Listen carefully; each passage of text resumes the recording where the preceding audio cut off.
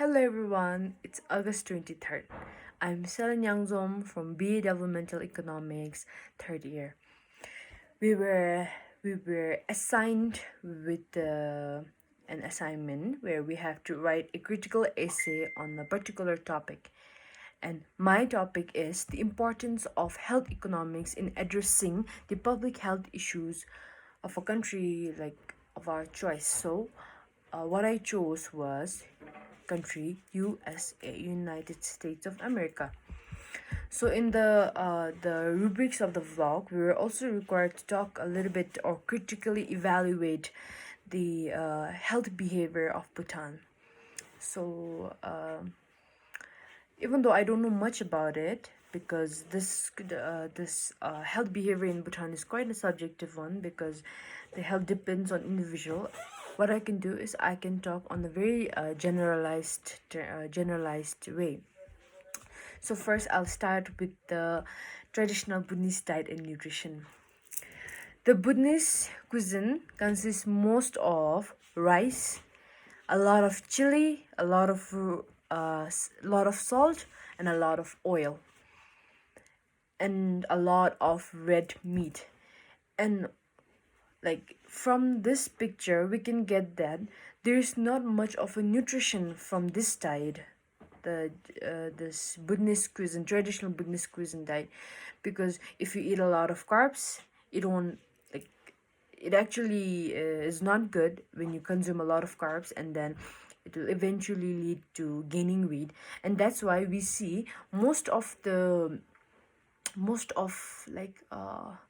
older generation, like my parents generation, we see them like they're not that healthy, they're like little bit overweight or something like that.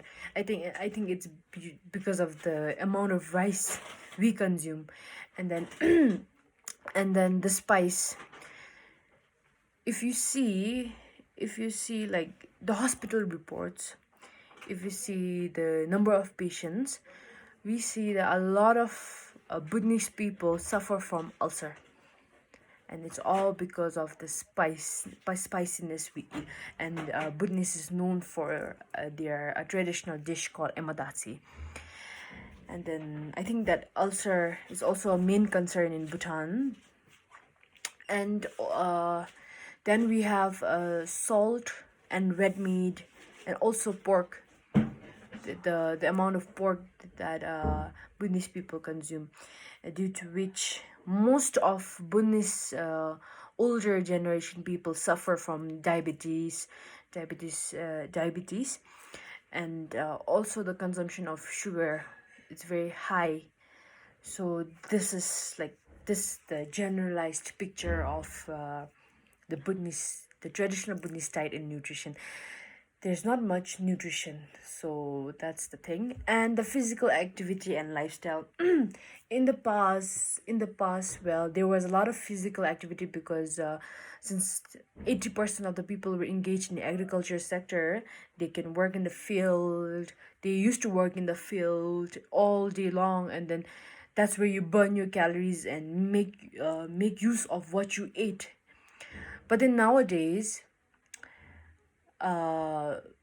not much people, like maybe 50% of the people doesn't work in the field anymore. They're all employed in the service sector. They have their own private business. They stay at home. So what happens is now they are eating the same diet as the past, but they're not working as hard as they used to before. So that's why you see a lot of people gaining weight, and a lot of what should I say now, overweight people. And even I myself am overweight according to my BMI. So that's the lifestyle. But then I'm happy to see that most of the people, they go for morning or evening walks, and then slowly I see their people's lifestyle changing nowadays. A lot of them try to get themselves involved in activities, like they go to gym, they go we have open gym in Bhutan. So they go there and then do the gym activities as well. And then even though our country is a very spiritual and very cultural influenced country, we are influenced by most of the Buddhists are influenced by Buddhism, and there we have in Buddhist we have a talk we have a lot of talk on about the food, like we should not eat much or we should not eat that much less, and we have to eat in a very right proportion. But even though we have like the spiritual influence, people are not that influenced. So I don't think there is not much of spiritual influence when it comes to the health behavior of Buddhist people. And then when we say spiritual as well, our in Buddhist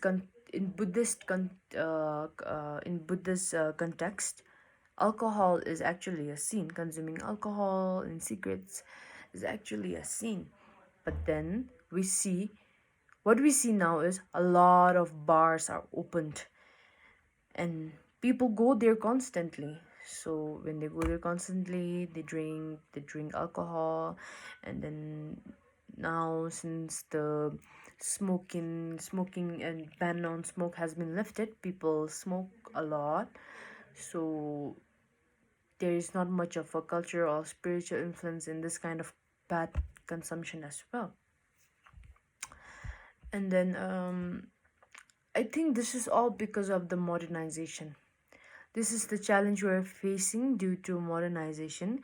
People are influenced by the Western culture and stuff like that. That demonstration effect is happening constantly. And last, our government initiatives. Our government is doing a lot actually. We have health free service, we have free health services. We have that open gym. The government also opened a lot of parks and all. But then even though the government is doing a lot, it's in the hand of the people to actually monitor their health and learn about their health and then try to improve on their health. But then we see most of the Buddhists, they ignore their health. And some who can actually afford, they actually take care of their health. Someone who is educated, they understand about health, they do take care of their health. But the villagers and then people who are severely engaged with their work, I don't think they are actually prioritizing their health. So this is all for like the introduction. Thank you.